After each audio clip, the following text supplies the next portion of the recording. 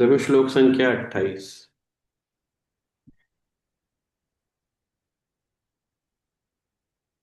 इस श्लोक में किसके बारे में बात हो रही है उसके लिए आप आखिरी लाइन देखो पहले। ये पहले श्लोक पढ़ लेते हैं।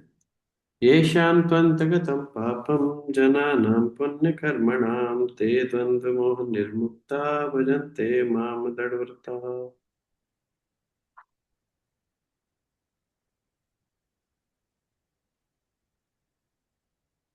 तो तेषां त्वन्तगतं पापम, बात चल रही है। आखिरी के 3 वर्ड देखो, भजन्ते माम दृढ़व्रता। दृढ़व्रती होके मेरा भजन करते हैं। यहाँ दृढ़व्रती पे एरो लगा के लिख लीजिएगा पहले, दृढ़व्रती का क्या अर्थ होता है।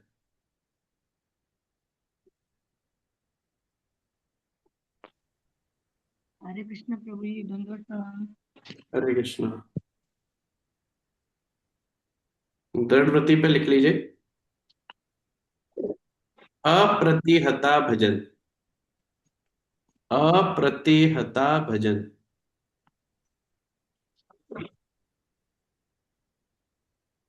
अप्रतिहता भजन। अब अप्रतिहता क्या होता है। अप्रतिहता मतलब ऐसा भजन जो किसी भी स्थिति में रुकता नहीं है। मान लो घर में ब्याह आ जाए, किस तबीयत खराब हो जाए, कुछ बात हो जाए, चाहे कुछ हो जाए, अपने जो संकल्प है वो हमेशा पूरे होंगे, संकल्प रुकेंगे नहीं। जैसे कई बार देखा जाता है, अभी ब्याह में जा रहे हैं सब लोग इधर उधर शादियों में, तो जिससे पूछो तो जी मान लो हमारी थोड़ी रह गई थी। तो इसका मतलब अभी दृढ़व्रती नहीं हुए हैं। कर रहे हैं काम भर का, लेकिन अभी ऐसे बहुत निष्ठा नहीं आई है। तो दृढ़ वृत्ति होने का अर्थ है उस व्यक्ति के लिए कोई और चीजें भजन से ज्यादा मूल्यवान नहीं होती हैं। कार्य तो करेगा, जाएगा अपने सब जगह पे। जैसे ब्याह में जाएंगे तो सजने संवरने के लिए टाइम पूरा निकाल लेंगे, क्यों? क्योंकि निष्ठा भी इस चीज में है कि हम अच्छा दिखना चाहिए, हमारी समाज में अच्छा नाम होना चाहिए, इस चीज में निष्ठा है। उसमें दृढ़ वृत्ति है, इसलिए उसके लिए समय मिल जा रहा है। खाने पीने के लिए समय मिल जाएगा, क्यों? क्योंकि इसमें निष्ठा है भाई, शरीर को अच्छा पुष्ट कर रखना जरूरी है। खाएंगे पिएंगे नहीं तो सेहत कैसे बनेगी, कमजोर हो जाएंगे। तो निष्ठा उस बात में, इसलिए उसके लिए समय मिल जा रहा है। बच्चों के लालन पालन के समय मिल जाएगा, क्योंकि निष्ठा है इस बात में, ये हमारा अपना है। इसे इसे भाई ये हम चिपका के रखना चाहते हैं इसको। लेकिन भजन करने का समय नहीं मिलता है, क्यों? क्योंकि भजन में निष्ठा नहीं है कि ये हमारे काम की चीज है, ये नहीं है। तो दृढ़ व्रती होने का अर्थ है इस, ये बात गहराई से हृदय में बैठ जाती है कि हमारे जीवन में सबसे जरूरी चीज क्या है, भगवान का भजन करना है। समझ पा रहे हैं? तो वो बात कब आएगी, इस श्लोक में ये समझाने की कोशिश की गई है कि सारे काम होते रहेंगे, वो भी होंगे, लेकिन भजन भी होगा। भजन छोड़ के बाकी सारे काम हो रहे हैं तो वो बहुत ज्यादा लाभदायक नहीं है, ये समझाने का प्रयास किया जा रहा है। तो अप्रतिहता का अर्थ समझ गए।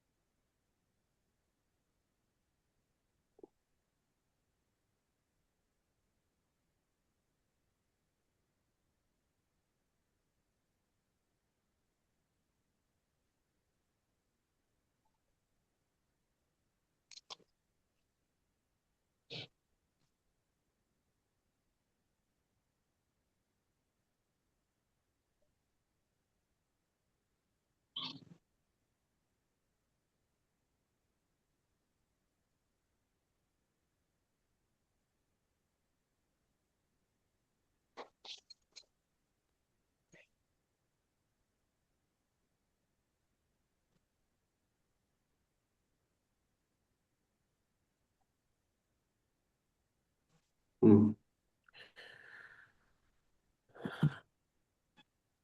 अप्रतिहत का अर्थ समझ गए, या दृढ़ वृत्ति होने का अर्थ समझ गए। चाहे कैसी ही परिस्थिति आए, भजन में कमता नहीं आएगी, जो हमारे संकल्प है वो हमेशा पूरे होंगे। अब ये होता किसके लिए? तो उसके लिए 3 कंडीशन देते हैं भगवान। तो पहले तो लिख लो 3 कंडीशन है कौन कौन सी। पहली है येषाम त्वंत गतम पापम। तो त्वंत गतम पापम, इस पे ऐसा सर्कल लगा के एक बना लो कि पहली ये है त्वंत गतम पापम, इसका पाप नष्ट हो रहा है।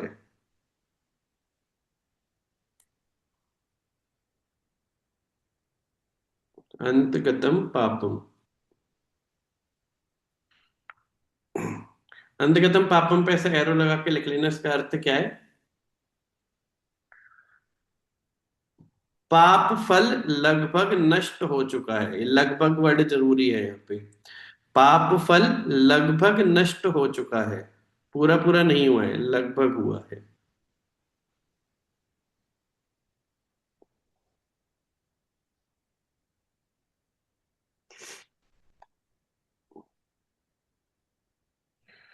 तो ये शाम जनानाम त्वंतगतम पापम, जिन लोगों का पाप लगभग नष्ट हो चुका है। फिर दूसरा लिखो पुण्य कर्मणाम, पुण्य कर्म बढ़ रहे हैं। पुण्य कर्मणाम पे लिखेगा पुण्य कर्म बढ़ रहे हैं।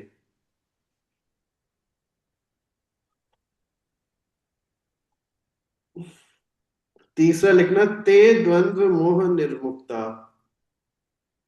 तीसरा, वे द्वंद्व के मोह से मुक्त हो जाते हैं। ते द्वंद्व मोह निर्मुक्ता, द्वंद्व के मोह से मुक्त हो जाते हैं। भजन्ते माम दृढ़व्रता, तो ये तो हो ही गया। फिर वो दृढ़व्रती होके मेरा भजन करते हैं। तो तीन कंडीशन है इसमें, अब एक एक करके देखते हैं। तो ये शाम त्वंतगतम पापम, जिन लोगों के पाप कर्म नष्ट हो, लगभग नष्ट हो रहे हैं। अब देखो, जो पहला और दूसरा पॉइंट है ना, ये आपस में जुड़े हुए हैं। एक तरफ लिखा है पुण्य और एक तरफ लिखा है पाप।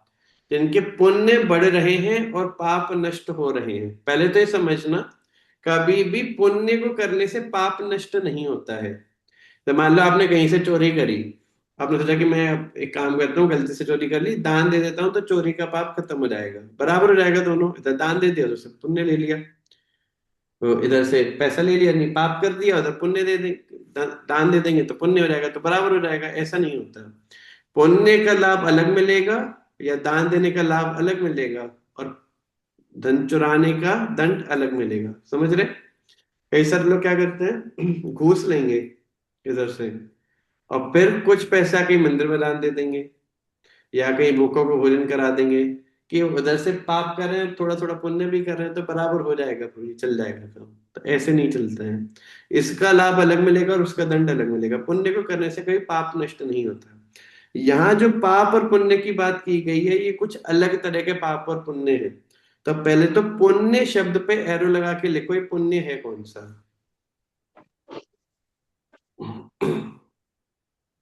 पुण्य पे लिखेगा भक्ति उन्मुख पुण्य। भक्ति उन्मुख पुण्य।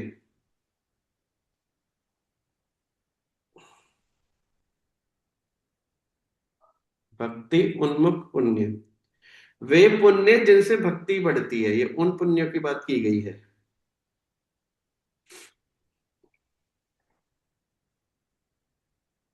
जैसे भगवान को भोग लगा के उस भोग को भंडारे में बंटवाना प्रसाद के रूप में, ये भक्ति उन्मुख पुण्य है, क्योंकि अब भगवान का प्रसाद बट रहा है। समझ में आया?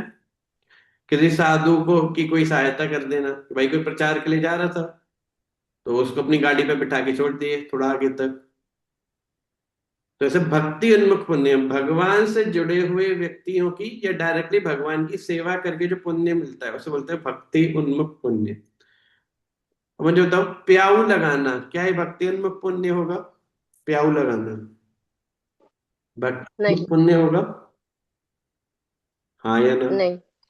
नहीं। नहीं। मंदिर में प्याऊ लगाना? हाँ। हाँ। मतलब किस भाव से लगा रहे हो वो भी मैटर करता है। मान लो वास्तव में लगा रहे हो कि यहाँ भगवान के भक्त आते हैं, उनकी प्यास बुझेगी, हम प्याऊ यहाँ लगा देते हैं, ये सोच के लगा रहे हो तो हो गया। मान लो आपको कहीं लगाना था, किसी ने बोले मंदिर में लगा दो, और बस इसी भाव से लगाए हैं कि हमको तो कहीं लगाना था, भगवान से कोई कनेक्शन नहीं है उसका, बस लगा दिए वहां पे, तो वो भक्ति उन्मुख पुण्य नहीं होगा। समझ पा रहे हैं बात? ये सोचते हुए कि इससे मैं भगवान या भगवान के भक्तों की सेवा करूंगा, उसे बोलते हैं भक्ति उन्मुख पुण्य। पुण्य समझ में आया कौन से पुण्य की बात की गई है? तो ऐसे पुण्यों को करने वाले, अब उनके कौन से पाप नष्ट होते हैं ये भी लिख लो। हर तरह का पाप नष्ट नहीं होता। ये कौन सा पाप है? पूर्व काल में अज्ञानता से किए गए विकृत कर्म। पूर्व काल में अज्ञानता से किए गए विकृत कर्म।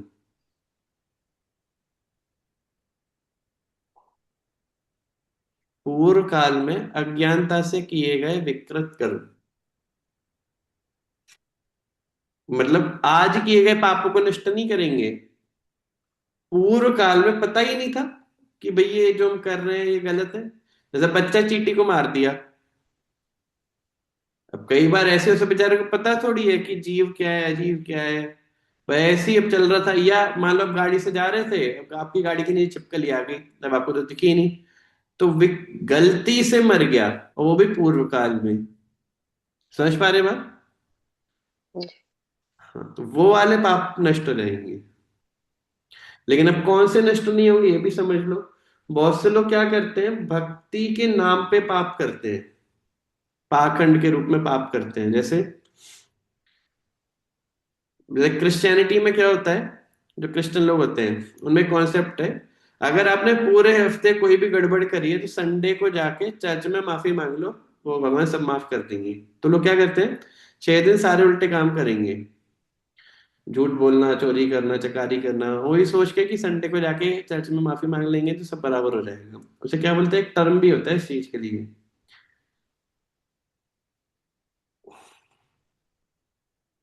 सेंड बैक फॉरगिवनेस, ऐसे करके कुछ तो होता है, भूल गया मैं।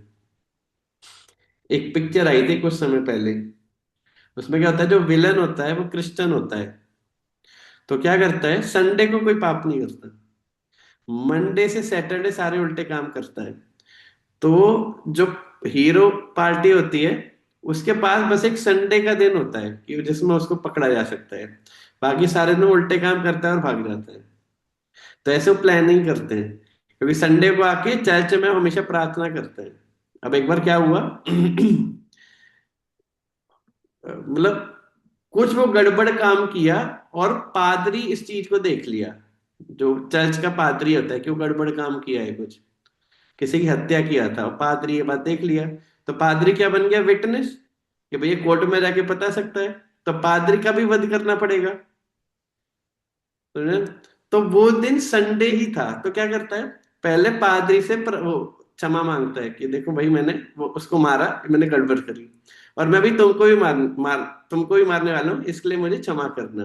और फिर मार देता है उसको।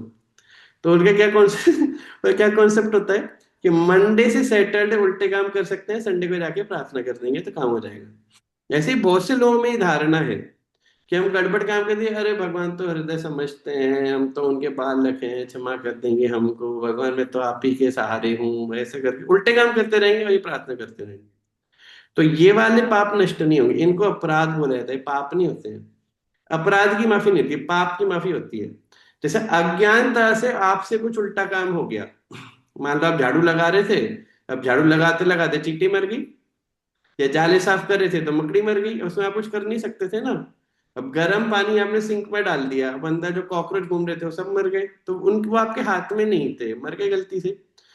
तो वो होता है पाप। अपराध क्या होता है, ज्ञान में होते हुए भी जानबूझ के गलत करना, उसे बोलते हैं अपराध। अपराध का क्षमा नहीं होता, अपराध का दंड मिलता ही मिलता है। समझ गए ये बात? अपराध कब क्षमा होता है, जब कोई व्यक्ति शुद्ध भक्त बन जाता है। जैसे आपने कोई अपराध कर दिया, अब अगर वो वास्तव में भगवान का विशेष भक्त बन गया, मतलब सुप्रीम कोर्ट में अर्जी दी, और सुप्रीम कोर्ट का जो वो था, जो जज है, वो पहचान लिया कि नहीं अब ये ठीक हो चुका है, गलती कर दी इसने पहले, लेकिन अब इतना गिल्ट में है, इसे एहसास हो गया कि इसने गलती करी थी और अभी सुधर चुका है, तो हो सकता है माफ कर दे। समझ पा रहे हैं बात? तो जब व्यक्ति शुद्ध भक्त बन जाता है, जब उसके अंदर कोई भी ऐसी वासनाएं बचती नहीं है, तब वो अपराध माफ हो जाते हैं। अगर वो नहीं बने तो सारे अपराधों का दंड भी मिलेगा। तो पहले तो पाप और पुण्य समझ गए, कौन से पाप और कौन से पुण्य है, कौन से पाप क्षमा होते हैं। जो अनजान में किया जो था। पूर्व काल में अज्ञान अज्ञानता हाँ, से किए अज्ञानता जाते से हैं। गलती से हो गए पाप, ठीक है ना। लेकिन जानबूझ के दिख रहा है कि ये गड़बड़ है, फिर भी आप कर दो, क्या वो क्षमा हो जाएगा? नहीं। कब क्षमा होगा, जब कोई शुद्ध भक्त बन जाएगा, तब। और कौन से पुण्य से होगा ये भी समझो। सारे पुण्य प्याऊ खोल दिया तो सोचा कि काम बन जाएगा, तो उससे नहीं होगा। भक्ति उन्मुख पुण्य से होगा। उन ठीक है ना। लेकिन ये सोच के उस क्रिया को नहीं करना, इसमें कंडीशन लगा, स्टार लगा हुआ है, कंडीशन से अप्लाई। आपने सोचा कि भाई हमसे पाप हो गया था, अब क्या किया जाए। हाँ, प्रभु जी बताते भक्ति उन्मुख पुण्य करेंगे तो उससे नष्ट हो जाए। काम करते हैं, मंदिर में जाके भंडारा करा देते हैं, जो पाप किया हुआ है सब बराबर हो जाएगा। तो ऐसे नहीं होगा। आपको भंडारा कराना है भक्तों की प्रीति से होके, कि मतलब आपको हृदय से आ रहा है कि यार काश हम भी भगवान की को सेवा कर पाए। उस भाव से आप भंडारा करा रहे हो, पूर्व पापों को नष्ट करने के लिए भंडारा नहीं करा रहे हो। वो तो भगवान रिटर्न गिफ्ट में आपके पाप नष्ट कर रहे हैं। समझ में आ रहा है। अगर हृदय में ये बात बैठी रहेगी कि हमको पाप नष्ट करने के लिए ये पुण्य करना है, तो पाप नष्ट नहीं होंगे। लेकिन अगर सेवा करने की वृत्ति बनी होगी कि हमको भगवान की सेवा करना है, तो वो कार्य कर रहे हो, तब जाके पाप नष्ट हो जाएंगे। ये पकड़ पा रहे हो ये बात? ये बहुत मतलब बहुत फाइन चीज है ये। जी प्रभु जी। ये कोई प्रश्न पूछ रहा था? नहीं, किसी का तो हाथ उठाता है अभी। तो ठीक प्रभु है। जी दंडवत प्रणाम। मैं प्रश्न पूछ बोलो। रहा था कि ये पाप पूर्व काल का और ये प्रेजेंट समय का, ये स्वतः नष्ट होते जाता है कि इसके लिए कुछ अलग से भक्ति करने से नष्ट हो जाता है, लेकिन पाप अपराध नष्ट नहीं होंगे। पाप यानी जो बिना इच्छा से अज्ञानता के कारण हो गया हो, वही बोला। पाप के साथ पुण्य भी नष्ट होते हैं। भाई अज्ञानता से पुण्य भी होते हैं ना। हाँ हाँ हाँ हाँ। पाप और पुण्य दोनों नष्ट होते हैं भक्ति करने से। अब आधे लोग तो इसी टेंशन में आ जाएंगे, हरे बोल पुण्य भी नष्ट होते हैं, छोड़ो यार उसको, पहले थमो। ये पुण्य वो पुण्य है जो बाद में आपके लिए दुखकारी ही बनने वाले हैं। जैसे मान लो आपने कोई किसी को दान दिया, अब उससे आपके जेब में खूब धन आने वाला है, लेकिन ये दिखाई दे रहा है कि वो धन आपको अहंकार युक्त कर देगा, तो पुण्य नष्ट कर देंगे भगवान, वो आएगा नहीं धन। भक्ति करने से मतलब बचा लेते हैं। ठीक है ना। ऐसे तो इस तरह के पाप और पुण्य दोनों नष्ट हो जाते हैं इस भक्ति उन्मुख कार्यों को करने से। पहले तो इतना पकड़ लो। अब आगे देखो। अब एक कनेक्शन और है जो हमको यहाँ पे देखना है, वो एक आचार्य बताए टीका में। देखो पाप क्यों होता है। पाप होता है तमोगुण वृत्ति के कारण। जैसे कोई व्यक्ति मान लो, तो मान लो कोई व्यक्ति शराब पीता है, पहले तो शराब पीने की इच्छा ही क्यों आएगी, या ये उल्टे पुल्टे काम करने की इच्छा क्यों आएगी? क्योंकि व्यक्ति के अंदर अज्ञान, ज्ञान की कमी है, अज्ञानता बहुत ज्यादा है। उसे लगता है कि इस संसार में बहुत सारा सुख है और मुझे ही सारा सुख भोगना है। तो उस सुख भोगने की चाह के कारण वो क्या करता है, उल्टे पुल्टे पाप करता है, ताकि मैं उन सुखों को भोग पाऊं। ये लाइन पकड़ पाए। पाप होते क्यों है? क्योंकि उसे लगता है कि इस संसार में बहुत सुख है जो मुझे पाना है, तो कैसे जैसे तैसे बस मेरे को सुख मिल जाए, ये सोचते हुए वो कोई भी कार्य करने को रेडी हो जाता है। तो इससे पाप होता है। समझ पा रहे हैं बात? तो आप लोगों के साथ बड़ी समस्या आएगी। तुम बुद्धि लगा के समझाने का प्रयास करो, हाँ ना तो बोलेंगे नहीं।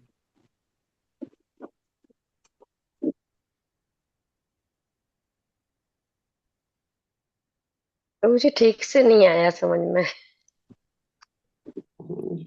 अब बोलेंगे भी नहीं ना, पर समस्या तो ये है। अब हमको क्या पता समझ में आ रहा है कि नहीं आ रहा है। आधे लोग तो बंद करके बैठे रहते हैं। ठीक है, दोबारा बता रहा हूँ मैं। प्रभु जी, हम्म। हरे कृष्णा, दंडवत बोलिए। प्रणाम। चलो, प्रणाम। समझ में ये आ रहा है कि आपका हेतु अच्छा होना चाहिए कोई भी काम करने से पहले। अगर हेतु हम्म। गलत है तो आपका वो अब अच्छा काम भी किया हुआ है तो बेकार है। अगर आपका हेतु सही है, आप गलत तरीके से भी किए हो, लेकिन वो भी सही पुण्य में माना जाएगा। ठीक है। ठीक है, आगे देखो। हम्म, अब देखो, मैं जो लॉजिक बता रहा हूँ उसको पकड़ने का प्रयास करना है, थोड़ा कठिन है समझना। जब आप हाँ ना भी बोलोगे नहीं तो पता नहीं मैं कैसे समझाऊंगा ये। इस संसार में व्यक्ति पाप क्यों करता है, पहले इसको ही पकड़ो। और ये कोई और की बात नहीं हो रही है, हमारी बात हो रही है। हम भी बहुत सारे पाप किए, हम झूठ क्यों बोलते हैं, या जैसे किसी व्यक्ति की चीजों को देखे ईर्ष्या क्यों आती है, क्योंकि हम इस संसार में सुख भोगने का प्रयास कर रहे हैं। किसी व्यक्ति ने गाड़ी ले ली, मान लो आपके साड़ू ने गाड़ी ले ली खूब बढ़िया, तो भले ही ऊपर ऊपर बोलते रहेंगे हाँ साड़ू साहब बहुत बढ़िया गाड़ी ली है, लेकिन अंदर अंदर कुड़ते रहेंगे, देखो इतनी बढ़िया गाड़ी ले ली, हमारे पास नहीं, हमको भी लेनी चाहिए।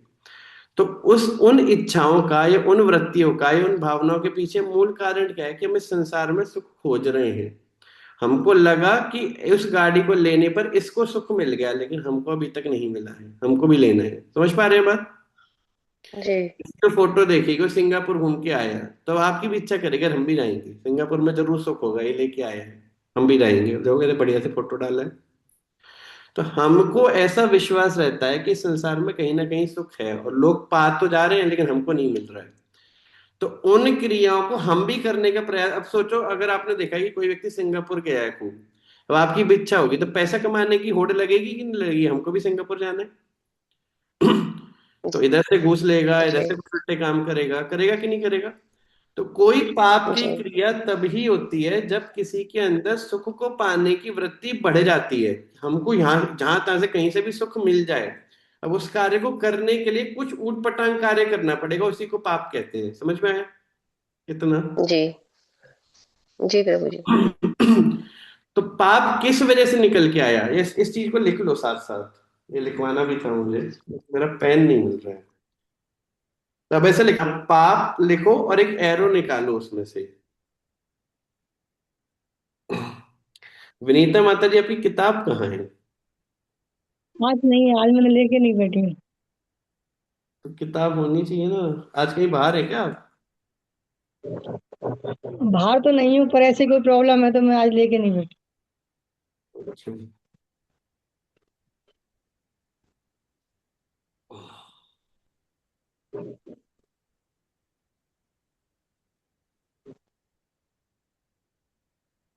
ठीक है, देखो ऐसे लिखना, पाप, और पाप में से एरो लगाना।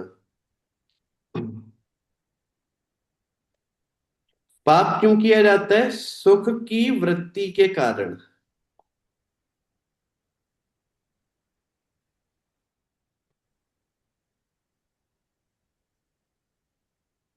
सुख की वृत्ति के कारण।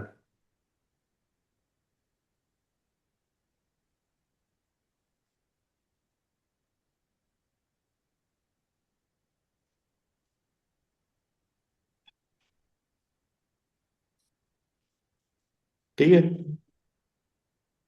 सुख की वृत्ति में ऐसे ब्रैकेट में लिख लो, सुख की वृत्ति के नीचे ऐसे ब्रैकेट में लिखो,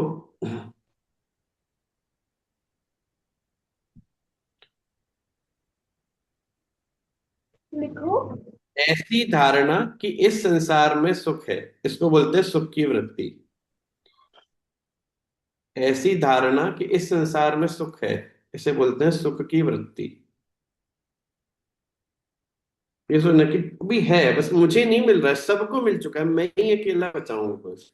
तो ऐसा क्या कर दूं जिससे मेरे को भी सुख मिल जाए? इसने क्या किया, दुबई गया था, ठीक है हम भी जाएंगे। तो आधे लोग तो आधी क्रियाएं इसलिए करते हैं क्योंकि दूसरे लोग कर रहे हैं। करेक्ट है कि नहीं है ये? जी प्रभु जी।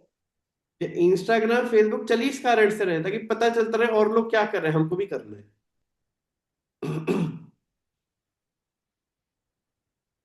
तो सुख की वृत्ति में ऐसी धारणा कि संसार में सुख है, तो उस क्रिया के लिए क्या करेगा, कुछ कुछ उल्टे पुल्टे काम करेगा, उसी को पाप बोलते हैं। और इस सुख की वृत्ति को ही अज्ञान कहा जाता है।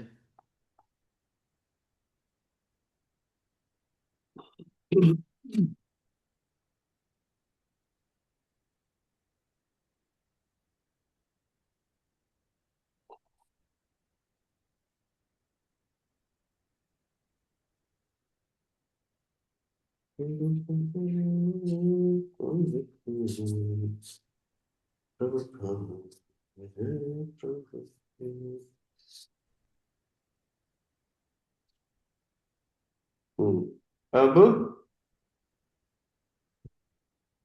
अज्ञान के नीचे लिख लेना 14वें अध्याय का 8वां श्लोक, ऐसे।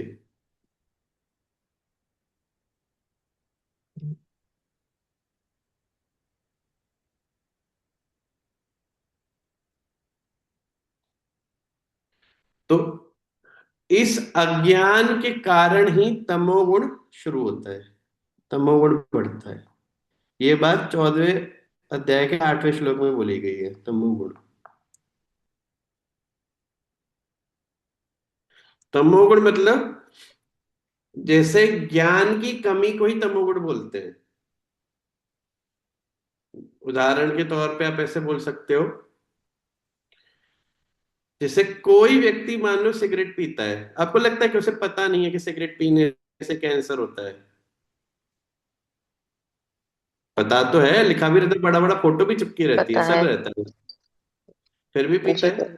तो यार ज्ञान मतलब वो इंफॉर्मेशन नहीं है, इंफॉर्मेशन तो है उसे, लेकिन ज्ञान का अनुभव नहीं है कि वास्तव में ही खराब है। मैं अभी उदाहरण देता हूँ। एक हमारे मंदिर में एक लड़का है 19 साल का। आज से 6 महीना पहले, लगभग 5-6 महीना पहले, मैं उसकी स्किन पे ऐसे कुछ घाव देखा। तो मैं इसको बोला कि तेरे को आने वाले समय में एक बीमारी होने वाली है, सोरायसिस नाम की एक बीमारी होती है स्किन की, बहुत भयानक बीमारी होती है, कि आने वाले 4-5 महीने में तुझे बीमारी होने वाली है। अगर तू तुरंत मीठा खाना बंद नहीं किया, सुबह प्राणायाम नहीं किया, जैसे सुबह की जो सनलाइट होती है वो नहीं लिया, मतलब टाइम से उठ के सनलाइट में बैठना है, और ज्यादा तीखा नहीं खाना, मीठा तो बिल्कुल नहीं खाना, खट्टा नहीं खाना, ऐसे मैं उसे 5 आइटम बताया। तो उसने सुना, अरे प्रभु जी इतना सीरियस नहीं है, हो जाएगा ठीक। वो क्या है, वैसे खाऊ टाइप है, बहुत खाता है वो, अलग अलग ऐसे खूब बढ़िया बढ़िया आइटम बना के, मोमोज चाउमीन नूडल फूडल सब खूब बढ़िया लगते हैं। तो वो माना नहीं, चलता रहा। अभी इतनी बढ़ गई है वो बीमारी, पूरी स्किन पे बड़े बड़े रैशेज हैं पूरा, ये खूब बड़े बड़े, सोरायसिस बहुत भयानक बीमारी होती है, ठीक है ना, पूरी स्किन पे हो चुकी है। तो अभी गया डॉक्टर को दिखाने 20-25 दिन पहले। तो डॉक्टर बोल दिया कि सोरायसिस है, ये ठीक नहीं होगी। अब बस इतना हो सकता है कि ये बढ़े ना, कम अगर हुई तो बहुत सौभाग्यवान जीव हो, अगर कम हो जाए, वरना ये कम नहीं होती। लेकिन अगर चाहते हो कि अभी और बढ़े ना, तो उसके लिए आपको कुछ परहेज करनी पड़ेगी। तो परहेज में क्या आ गया कि आपको सिर्फ उबला हुआ खाना खाना है। मतलब हाँ, उस टाइम तक तो सिर्फ वही बंद था, बाकी नॉर्मल तो खा सकते हो। अब तो वो भी बंद हो गया, अब सिर्फ उबला हुआ खाना खाना है, और अब वो वही कर रहा है बढ़िया से। अब सारा मीठा, क्योंकि समस्या हुई ना, पूरी खुजली हो रखी है भयंकर, इचिंग होती है भयंकर, गर्मी लगती है भयंकर, सर्दी लगती है खूब, मतलब जलन होती है, अब बेचारा तड़प रहा है। तो अब क्या है, अब वो बीमारी का अनुभव हो गया। तो अब देखो, अब वो सारे जो टेस्ट से सब छूट गए। ज्ञान तो था उस टाइम पे, बोले कि हाँ पर ये बोलते रहे, लेकिन ठीक है देखेंगे बाद में। अब वही बात उसके हृदय में जाके बैठ गई कि ना भाई नहीं खाना चाहिए। समझ पा रहे बात? तो ये जो डिफरेंस है, इंफॉर्मेशन है लेकिन अनुभव नहीं है, इसी को तमोगुण बोलते हैं। पता तो है लेकिन फिर भी पता नहीं है, इसे बोलते हैं तमोगुण। जैसे उदाहरण देता हूँ, यहाँ पे कोई है जो ये मानता हो कि सुबह जल्दी नहीं उठना चाहिए, कोई है ऐसा? कि सुबह जल्दी नहीं उठना चाहिए, कोई है ऐसा? मतलब नहीं। कितने लोग हैं जो सुबह 4 बजे उठ जाते हैं, बताओ। इनमें से कितने लोग ऐसे कि भाई हम उठ जाते हैं 4 बजे रोज? कोई ऐसा नहीं होगा जो ये कहे कि नहीं भाई 4 बजे उठने की क्या फायदा है। सबको पता है कि 4 बजे उठ जाना चाहिए, लेकिन उठेगा कोई नहीं। तो एक ज्ञान से अनुभव के बीच का जो गैप है ना, इसी को क्या बोलते हैं, तमोगुण बोलते हैं। समझ गए? जी। तो जब मैं अज्ञान बोल रहा हूं, तो अज्ञान से ये मत समझना कि अच्छा पता नहीं होगा शायद उसको। पता वाली बात नहीं है, पता तो है, अनुभव में नहीं है। इसको बोलते हैं तमोगुण। समझ गए? जी। अब एक तमोगुण क्यों आता है, इसको भी आगे लिखो, ये इसी श्लोक में है, सारी कहानी इसी श्लोक में चल रही है, पढ़ सकते हो बाद में। तमोगुण आता है मोह के कारण। जब किसी चीज से बहुत विशेष लगाव होता है, तब ज्ञान अनुभव में परिवर्तित नहीं हो पाता। जैसे किसी को नींद से अगर बहुत लगाव होगा, नींद उसे अपनी लगती होगी, तो कभी भी ये ज्ञान अनुभव में परिवर्तित नहीं होगा। आपको कभी ना कभी कुछ दिन के लिए इस नींद से अपने आप को अलगाव लाना पड़ेगा, तब ये ज्ञान अनुभव में बैठेगा। समझ पा रहे? जैसे अगर आपको भक्ति बहुत अच्छे से करना है, तो उसे बोला था एकादशी पर बहुत अच्छे से भजन करना चाहिए। तो कुछ एकादशी वास्तव में बहुत अच्छे से भजन करना चाहिए, 60-65 माला करना, तब जाके एकादशी के ऐसे करते करते एकादशी में कुछ समय बाद आपको वास्तव में गहराई में बैठ जाएगा कि हमको माला करनी चाहिए भगवान के लिए।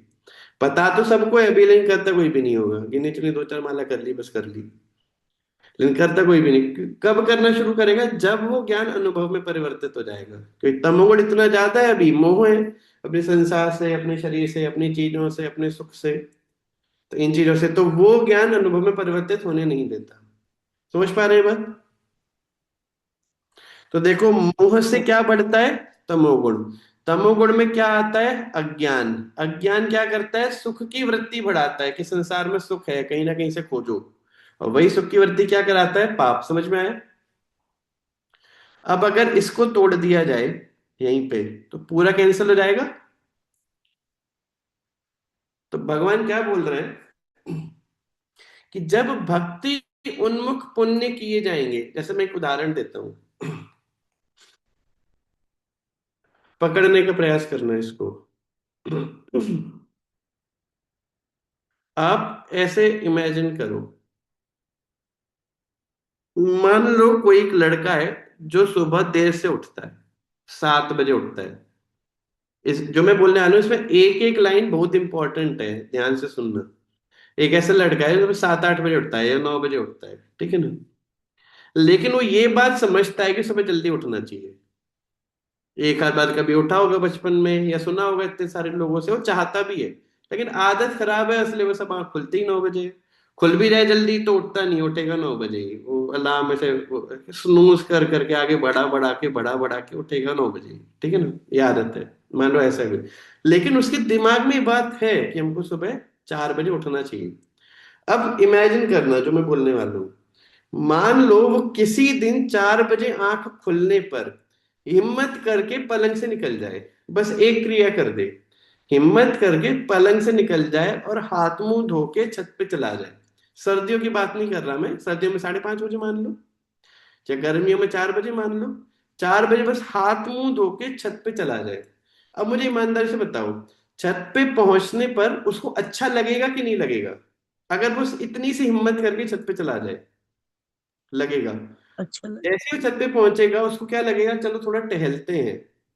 देखो, एक क्रिया करी सुबह उठने की बस। अब वो एक क्रिया देखो कितनी क्रिया कराएंगे, इससे छत पे जाएगा, उससे फिर लगेगा कि चलो टहलते हैं, तो क्या करेगा? फिर छत पे टहल लेगा। टहलते टहलते इसका मन करेगा चलो यार पार्क में चलते हैं, पास में पार्क है बहुत बढ़िया, वहां से पार्क में चला जाएगा। फिर मन करेगा यार योगा कर लेते हैं थोड़ा बैठ के,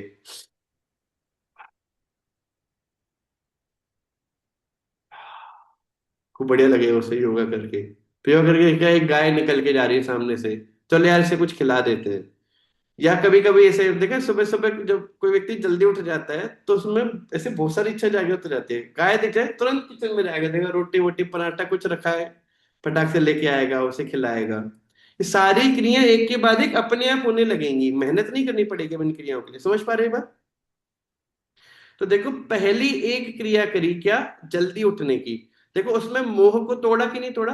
पहले स्टेप पर मोह तोड़ा, कि नींद से जो जी, मोह था उसको तोड़ा। तो जैसे ही नींद का मोह तोड़ा, देखो तमोगुण खत्म, अज्ञान खत्म, सुख की वृत्ति खत्म, पाप खत्म। उल्टा क्या आया? सुबह उठते ही सुख चालू हो गया, छत पे गया, टहला, और आनंद मिला, फिर पार्क में गया और अच्छा लगा, फिर कुछ गाय की सेवा कर दी और अच्छा लगा। समझ पा रहे हो?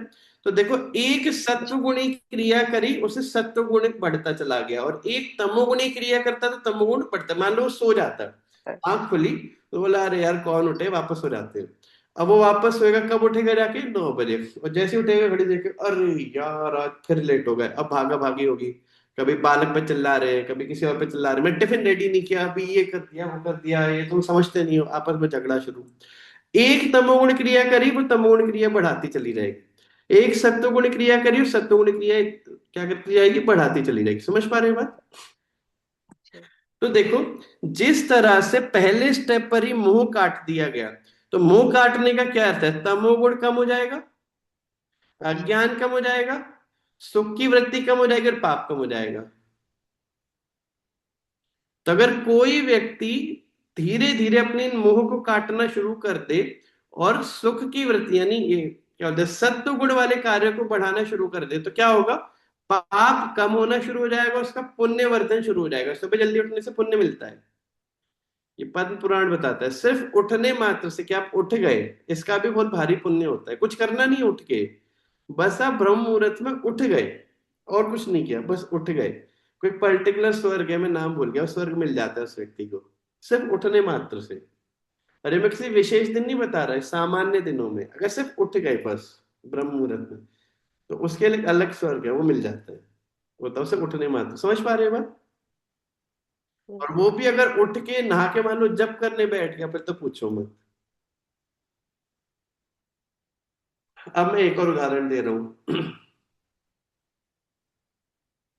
जैसे मान लो कोई व्यक्ति है, नौकरी करता है और अकेला रहता है अपने कमरे में, और नौकरी करने जाता है, शाम को आता है 8 बजे। जैसे वो 8 बजे कमरे में घुसा, उसने देखा कि कमरा पूरा एकदम अस्त व्यस्त पड़ा है। सुबह छोड़ के गया था, अस्त व्यस्त वैसे ही पड़ा है। पलंग पे कपड़े हैं, चेयर पे किताबें हैं, टेबल पे खाना है सुबह का, जमीन पे सामान फैला पड़ा है, ऐसे सब इधर उधर व्यस्त पड़ा है। अब इसके पास दो ऑप्शन है। एक है कि हिम्मत करके कमरे की ठीक से सफाई कर दे, एक बार पूरी हिम्मत करके सफाई कर दे। और एक है छोड़ो यार अब कल देखेंगे, अभी तो बहुत थक गए हैं, अभी तो पलंग पे जाके लेटेंगे, थक बहुत गए हैं। तो मान लो इसने डिसाइड किया कि पलंग पे जाके लेटते हैं, तो कपड़ों को उठाया, थोड़ा कहीं जमीन पे फेंका कि साइड रख दिया और जाके लेट गया। अब बताओ लेटने के बाद क्या इसकी इच्छा करेगी कि चलो कुछ पढ़ाई करते हैं, कुछ अच्छा सुनते हैं, कुछ जप कर लेते हैं? तो क्या करेगी, सीधे लेट के चाहे या तो सो जाएगा या फिर मोबाइल चलाएगा, इंस्टाग्राम 1.5 घंटा पार कर देगा चलाते चलाते। फिर भूख लगेगी तो यार जोमेटो से मंगा लेते हैं, खुद क्या बनाएंगे, जोमेटो से मंगा लेगा, कुछ उल्टा पुल्टा खाएगा और वहीं पढ़ के सो जाएगा, या कोई पिक्चर विक्चर देखना शुरू कर देगा। समझ पा रहे हो? वहीं पर ये व्यक्ति अब एक बार मेहनत करके कमरे की सफाई कर दे बढ़िया से, जो जहां पर है और जहां होना चाहिए अच्छे से व्यवस्थित तरीके से पूरा अच्छे से रख दे, और नहा के आ जाए। जैसे देखेगा टेबल वेबल पूरा अच्छे से, किताबें उताबें सब बढ़िया से सब रख दिया है। ऐसे में बताओ सोने की इच्छा आएगी या बैठ के कुछ पढ़ते हैं, कुछ जानते हैं, या एक माला कर लेते हैं, या भगवान को एक अगरबत्ती चढ़ा देते हैं? क्या इच्छा आएगी? अच्छे से कमरे साफ करके, फिर कभी अपने कमरे में करके देखना है ऐसे, तुरंत इच्छा आएगी या चलो भगवान को पहले एक अगरबत्ती घुमाते हैं, एक माला करते हैं, या एक श्लोक पढ़ते हैं, तुरंत इच्छा आएगी। होगा कि नहीं होगा? जी प्रभु जी। एक बार मोह तोड़ा, मोह तोड़ते ही क्या हुआ, सत्व गुण की क्रियाएं बढ़ती चली गई। हिम्मत करके बस वो करना था, और वो नहीं किया तो क्या हुआ, मोह की क्रिया में फंसा। अब देखो सब उल्टे काम होना शुरू हो जाएंगे। समझ रहे हैं बात? तो जो व्यक्ति इस तरह से अपने इन पाप उत्पन्न करने वाले मोह को काट दे, तो क्या होगा, पाप कम होना शुरू हो जाएगा, और सत्व गुण उत्पन्न करने वाले पुण्य को करना शुरू कर दे, तो सत्व गुण बढ़ना शुरू हो जाएगा। समझ गए? ऐसा व्यक्ति बहुत कम समय में द्वंद्व के मोह से बाहर निकल जाता है। द्वंद्व के मोह मतलब देखो, उस समय पे जब इसको डिसाइड करना था कि मैं उठूं या ना उठूं, तो उसके दिमाग में क्या चल रहा है, अगर मैं लेटा रहूंगा तो यार अंदर गरम गरम बढ़िया लग रहा है, अच्छा लग रहा है, बाहर तो बहुत ठंडा ठंडा है, अंदर बहुत गरम गरम है। तो ये जो गरम और ठंडे के बीच की ये जो जंग है, इसे ही द्वंद्व बोलते हैं। द्वंद्व मतलब दो, ये गर्म है और ये ठंडा है, ये अच्छा है ये खराब है। समझ रहे हैं? ऐसे ही वो जो है, जो कमरे में घुसा, इसमें तो बहुत मेहनत लग करेगी, इससे अच्छा तो लेट है, उसमें बड़ा आराम मिलेगा। ये मेहनत का कार्य है, ये आराम का कार्य है, ये द्वंद्व है। सही गलत नहीं है सोच रहा है, इसमें क्या सोच रहा है, मुझे क्या अच्छा लग रहा है और क्या खराब लग रहा है। समझ में आ रहा है? तो वो इस द्वंद्व के मुंह से तुरंत निकल जाएगा कुछ ही समय में, फिर वो वही करेगा जो क्या है, सही है, ना कि वो जो इसे अच्छा लग रहा है। और हमारे साथ गड़बड़ क्या होता है, मैक्सिमम टाइम हम डिसीजन कौन से लेते हैं, जो अच्छा लग रहा है, ना कि वो जो सही है। तो इस तरह से जो बाहर निकल आया इस द्वंद्व के मोह से, अब वो क्या करेगा, दृढ़ वृत्ति होके भजन करेगा। अब इसके जीवन में आप कैसी भी कंडीशन डाल दो, इसका भजन नहीं छूटेगा, और इतना बुद्धिमान हो जाएगा कि किस परिस्थिति में कैसे अपना भी भजन कर लेना है और घर भी चला देना है, दोनों काम हो जाएंगे। लेकिन जो व्यक्ति ये सोचता है कि ना पहले आराम फिर बाकी काम, तो फिर नहीं। या आराम मतलब जो हमको अच्छा लग रहा है पहले मैं वो करूंगा, भजन तो होता रहेगा, तो उसका भजन कभी नहीं होगा।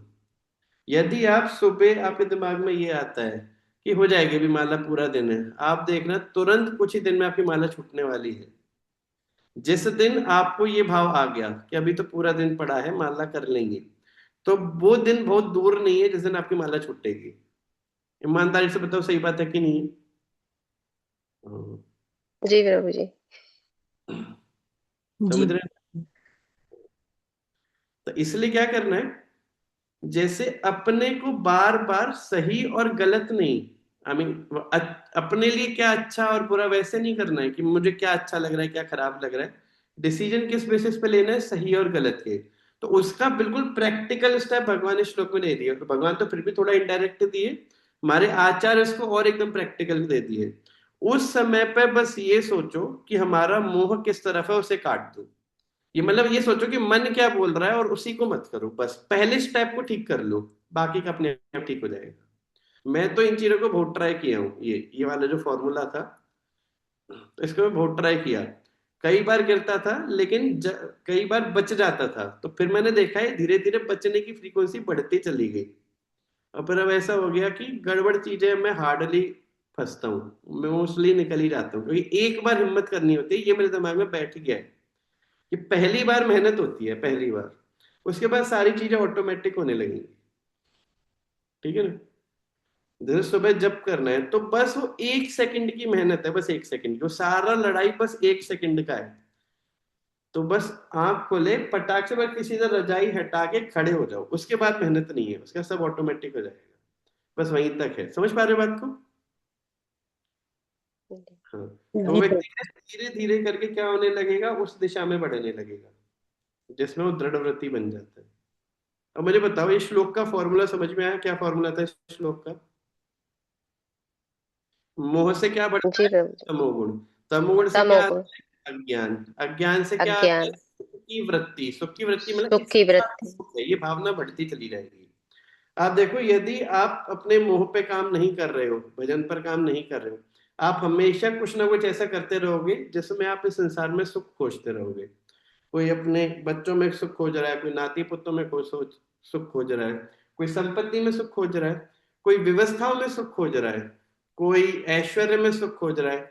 एक प्लॉट और ले लिया हमने, समझ रहे हैं? एक प्लॉट, हमारी लड़के ने एक प्लॉट और ले लिया, लड़के ने प्लॉट ले लिया, खुशी इसको हो रही है। क्यों? क्योंकि वो अपना दिख रहा है ना कि अपना है।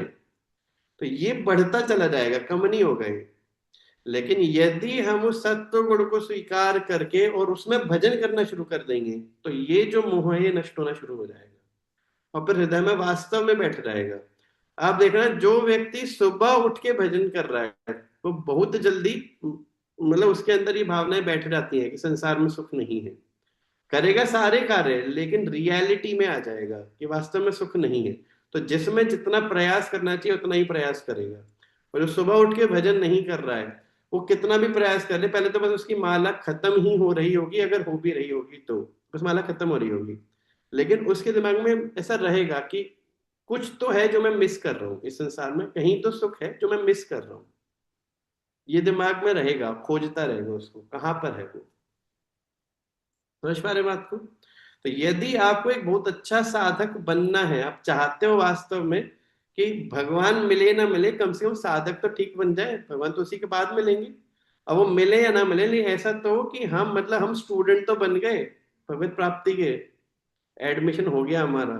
तो सर क्लास सुनने मात्र से एडमिशन नहीं होगा। वो एक दो चीजें जो आपको चर्या में उतारनी पड़ेंगी, वो क्या है? सुबह उठ के भजन करना। यदि आपका ऐसा शेड्यूल है कि भाई सुबह सुबह हमको खाना बनाना होता है, ये कार्य होता है, तो जल्दी उठो, दोपहर में सो जाओ अपना 1-2 घंटे के लिए। लेकिन सुबह का टाइम आपको यूटिलाइज करना ही है भजन के लिए, चाहे 1 घंटा निकालो सुबह। जैसे 4:30 बजे उठ रहे हो, 5 बजे तक रेडी होके फटाक से 5 से 6 बस अपना माला वाला करो। बहुत ज्यादा उसमें मत पढ़ना चाहिए, ये पूजा कर लें वो पूजा कर लें, इसको निला लें उसको निला लें। अगर आपके पास टाइम कम है तो, टाइम कम है तो मैक्सिमम टाइम आपको माला में निकालना है। 15-20 मिनट अपना कर लो जो भी आपको करना है, अगरबत्ती दिया बत्ती, 15 मिनट ज्यादा से ज्यादा बस। माला उठाओ और आंख बंद करके एक एक सिरे से पूरा माला करते रहो। हरे कृष्ण कृष्ण कृष्ण हरे हरे, हरे राम राम राम हरे हरे, हरे कृष्ण कृष्ण कृष्ण हरे राम राम राम हरे हरे, हरे कृष्ण कृष्ण कृष्ण हरे राम राम हरे हरे, हरे कृष्ण कृष्ण कृष्ण हरे राम राम हरे हरे, हरे कृष्ण कृष्ण कृष्ण हरे राम राम हरे हरे। शुरू हो जाओ इससे, और 1 घंटे तक उससे पहले हिलना नहीं, डटे रहो, और कुछ दिन करके देख लेना, फिर हमको बताना कि फर्क पड़ा कि नहीं पड़ा। वरना आपके दिमाग में इतने प्रश्न आते रहेंगे ना, इतने प्रश्न आते रहेंगे, मैं कितना भी उत्तर कर लूं कुछ काम का आएगा नहीं, क्योंकि बुद्धि के एक कोने में ये बात बैठ गई है कि संसार में सुख है नहीं, लेकिन वो क्या है, वो ज्ञान और अनुभव के बीच में कहीं पर अटक गया है, पूरा अनुभव बन नहीं पाया है और ज्ञान से थोड़ा आगे बढ़ गया है। तो ना संसार का सुख मिल रहा है, ना भजन का सुख मिल रहा है, तो व्यक्ति वो बीच में अटक गया है। समझ पा रहे हो बात को?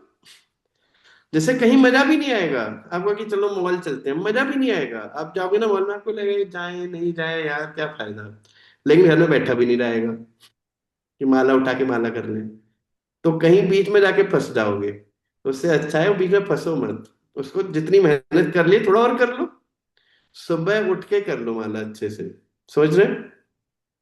8-10 माला, 12 माला, 15-16 माला बेस्ट, अगर कोई सुबह ही कर लेता है, पूरी नहीं हो पाती तो 8-10 माला ऐसे एक सरे पे बैठ के कर लो उसको अच्छे से, और फिर बताना कि कौन से प्रश्न आपके अटके हुए हैं, एक प्रश्न नहीं बचेगा। समझ रहे हैं? हाँ। तो ये शाम त्वंत गतम पापम, जिस व्यक्ति का, ये शाम जनाना मतलब जिन लोगों का, त्वंत गतम पापम, पाप मतलब लगभग पूरा नष्ट हो गया, पूरा नष्ट तो कभी नहीं होता, भगवान ही होते हैं जो आखिरी वाले को खत्म करते हैं, लेकिन इस तरह के पुण्य कर्म से, या कह लो इस तरह के सत्वगुणी कार्य को करने से, ये मोह ऑलमोस्ट खत्म हो जाता है। तो मोह खत्म होने का अर्थ है पाप का आपके जीवन पे जो प्रभाव पड़ने वाला है वो ऑलमोस्ट खत्म हो जाएगा, कम हो जाएगा। समझ गए? तो ये शाम त्वंत गतम पापम जनानाम पुण्य कर्मणाम, ते वह व्यक्ति द्वंद्व मोह निर्मुक्ता, इन द्वंद्व के मोह से, कि ठंडा गर्म, अच्छा बुरा, मन कर रहा है, ये सब चीजों से बाहर निकल आएगा, क्या सही है क्या गलत है इसको पकड़ लेगा, और भजनते माम दृढ़ता, मेरा दृढ़ व्रती होके भजन करेगा। तो कितना बढ़िया फॉर्मूला है कि नहीं है? अच्छा। सुन लोगे क्या सब लोग? सुन रहे हैं प्रभु जी। जी प्रभु जी। हाँ ठीक है। जी ठीक है, श्लोक संख्या 29 देख लो। जरा मरण मोक्षाय मामाश्रित्य यतन्ति ये, ते ब्रह्म तद्विदु कृत्स्नम् अध्यात्मं कर्म चाखिलम्। श्लोक संख्या 29 और 30 में भगवान कुछ ऐसा बता रहे हैं जिसके कारण अब 8वां अध्याय शुरू होगा। 8वें अध्याय में अर्जुन पहले ही 2 श्लोकों में प्रश्न पूछता है, और प्रश्न यही पूछता है कि 29 और 30वें श्लोक हमको समझ नहीं आए, थोड़ा डिटेल में बताओ, यही उसका प्रश्न है। तो मैं वो 29 काम भर का समझा दे रहा हूँ, समझ में नहीं आएगा, समझ में कब आएगा जब भगवान एक्सप्लेन करेंगे अगले अध्याय में। तो काम भर का देख लो। तो जरा मरण मोक्षाय माम आश्रित यतन्ति ये।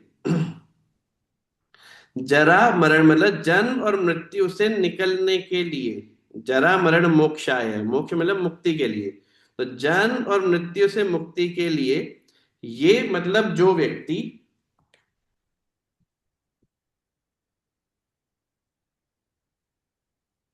तो देखो, जरा मरण मोक्षाय, जन्म और मृत्यु से मुक्ति के लिए, ये मतलब जो व्यक्ति माम आश्रित्य, मेरा आश्रय लेकर, यतंती मतलब प्रयास करता है, तो इस जन्म मरण के चक्र से मुक्ति के लिए जो व्यक्ति मेरा आश्रय लेके साधन करता है, प्रयास करता है, ते ब्रह्म तत्विदु, वे उस ब्रह्म को, ते तत् ब्रह्म, वे उस ब्रह्म को, विदु जान जाते हैं।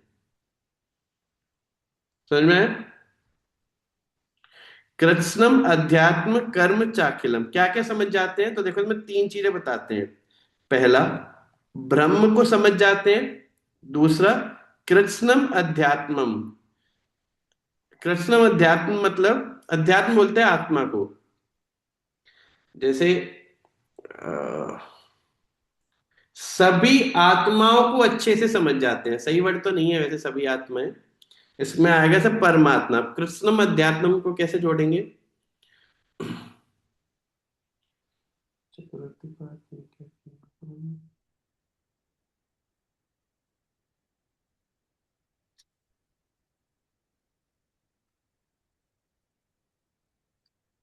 कृष्णम अध्यात्मम, ठीक है। कृष्ण अध्यात्म ने सभी आत्माओं को, हाँ करेक्ट है, सभी आत्माएं, ऐसे ही पकड़ लो इसको। तो कृष्ण अध्यात्म मतलब सभी आत्माओं को, यानी सारे प्राणियों को, कर्म च अखिलम, अखिल बोलते हैं सारे, और कर्म मतलब कर्म, तो सारे कर्म मतलब किस कर्म से क्या फल मिलता है, क्या अच्छा है क्या बुरा है, खासकर जो आध्यात्मिक कर्म होते हैं इन सबको बहुत अच्छे से समझ जाते हैं। दोबारा रिपीट कर रहा हूं, जरा कर होता है बुढ़ापा, जन्म नहीं, बुढ़ापे और मृत्यु से मुक्ति पाने के लिए जो लोग मेरा आश्रय लेके भजन करते हैं या यत्न करते हैं या साधन करते हैं, वे उस ब्रह्म को उस ब्रह्म को विदु जान जाते हैं। और साथ साथ क्या जानते हैं? कृष्णम अध्यात्म मतलब कृष्णम का अर्थ होता है समस्त। कृष्णम अध्यात्म मतलब समस्त आत्माओं को या सारे जीवात्माओं को, अखिलम कर्म और सारे कर्मों को जान जाते हैं कि कर्म से कौन सा कर्म क्या करता है, कैसे है, क्या है कर्म, किसे कहते हैं, सब बहुत कुछ अच्छे से पूरे डिटेल में समझ जाते हैं। तो भगवान ने 29वां श्लोक बोले और ऐसे ही 30वां श्लोक बोले। 30वां भी मतलब ऐसे कुछ टेक्निकल बातें बोले, सुन लो बस पहले अभी। साधि भूतादिदेवं मां साधे यज्ञं च ये विदु प्रयाण काले अपि च मां ते विदुर्युक्त चेतसः। तो आदि भूत, इसमें एक वर्ड है ये, फिर एक है ये। मां मतलब मुझे, ये मतलब जो लोग, विदु मतलब जानते हैं, जो लोग ये विदु जानते हैं मां मुझे, स आदिभूत आदिभूत सहित, जो लोग मुझे आदि भूत सहित, आदि दैव सहित और आदि यज्ञ सहित जानते हैं। समझ में नहीं आएगा, बस हिंदी पकड़ लो पहले। जो लोग मुझे सादि भूत मतलब आदि भूत सहित, सादि दैवम मतलब आदि दैव सहित, और आदि यज्ञ मतलब आदि यज्ञ सहित जानते हैं, प्रयाण काले अपि च माम। प्रयाण काले मतलब मृत्यु के, प्रयाण बोलते हैं जब शरीर छोड़ा जाता है, कि उनका तो प्रयाण हो गया, बोलते हैं ना भाई, उनका तो प्रयाण हो गया, प्रयाण मतलब शरीर छोड़ दिए। प्रयाण काले शरीर छोड़ते समय, अपि च माम तो प्रयाण काले अपि मतलब शरीर छोड़ते समय भी, माम मतलब मुझे, ते मतलब वे व्यक्ति, विदुर युक्त चेतसा, विदुर मतलब बहुत अच्छे से जान जाते हैं। मतलब ऐसे सोचो, मान लो अभी मैं आपसे बोलूं कि जरा ऐड करके बताओ 23 + 49 + 51 कितना होता है, तो देर लगेगी लेकिन कर दोगे। 23 + 49 + 51 देर लगेगी लेकिन घुमा फिरा के कर दोगे। अब आप इमेजिन करो, आपको भयानक किडनी का पेन हो रहा है, भयानक पेन हो रहा है, भयानक, किसी को अगर हुआ हुआ किडनी का पेन तो इमेजिन कर सकते हैं, या माइग्रेन का पेन हो रहा है, ठीक है ना, या उल्टी हो रही है, भयानक उल्टी हो रही है दमादम, और फिर मैं बोलूं अरे बोला करके बताओ 29 + 43 + 51 थोड़ा बताओ, ए यार हमको नहीं पता, कैलकुलेटर से कर लो। कि भली आप में स्किल है लेकिन उस समय आपका जो मन है ना उधर जाएगा ही नहीं, वो कहां पर अटका हुआ है, शरीर के कुछ ऐसी विशेष स्थिति में अटका हुआ है जो बहुत कष्टकारी है। समझ पा रहे हो? अब इससे ज्यादा कॉम्प्लेक्स है भगवान का चिंतन करना। मतलब मैं बोलूंगा थोड़ा भगवान का चिंतन करो तो अभी भी ठीक से कर नहीं पाओगे। अब सोचो मृत्यु के समय पे कैसे होगा। समझ पा रहे हो बात को मेरी? तो भगवान बोल रहे हैं कि जो मुझे आदि भूत आदि देव आदि यज्ञ सहित जान जाते हैं, वो शरीर छोड़ते समय भी विदुर युक्त बहुत अच्छे से मेरा चिंतन करते रहते हैं। समझ पाए? ये हिंदी है श्लोक, अभी मैं एक्सप्लेन नहीं कर रहा इसको।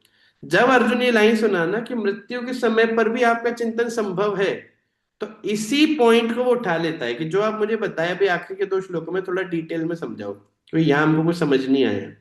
तो अब देखना 8वें अध्याय के किसी पे किताब हो तो पलट के देख लो।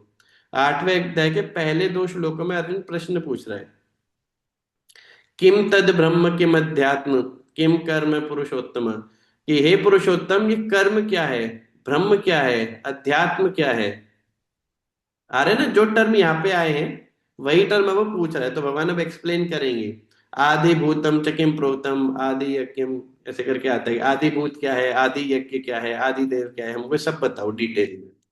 तो यहाँ तो बस अभी सुन लो कि ये हिंदी ऐसे है कि जो भगवान को समझ गया इन चीजों के सहित, वो मृत्यु के समय पर भी भगवान का चिंतन आराम से कर सकता है। तो 8वें अध्याय में आएगा कि ये सब है क्या, ठीक है ना। इसमें बस एक पार्ट है जो मैं चाह रहा था थोड़ा एक्सप्लेन करना, लेकिन अब समय हो गया, वो है माम आश्रित्य, कि भजन करना है भगवान का आश्रय लेते हुए। तो मुझे याद दिलाइएगा, अगली क्लास में मैं इस टर्म को पहले एक्सप्लेन करूंगा, उसके बाद आगे बढ़ेंगे, ठीक है ना। माम आश्रित्य को याद दिला देना, वरना आपका एक बहुत इंपॉर्टेंट चीज छूट जाएगी।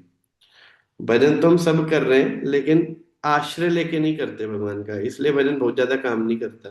भजन काम करता है जब भगवान का आश्रय लेके किया जाता है। तो तो अगली प्रभु क्लास जी आज ही बता में दूं, आपके 10 मिनट का टॉपिक है क्या। आज ही बता दूं। नहीं, वो एक्चुअली कनेक्टिंग है ना, मतलब 10-15 मिनट चला जाएगा, तो मैं चाह नहीं रहा कि ज्यादा टाइम खींचे आप लोगों का।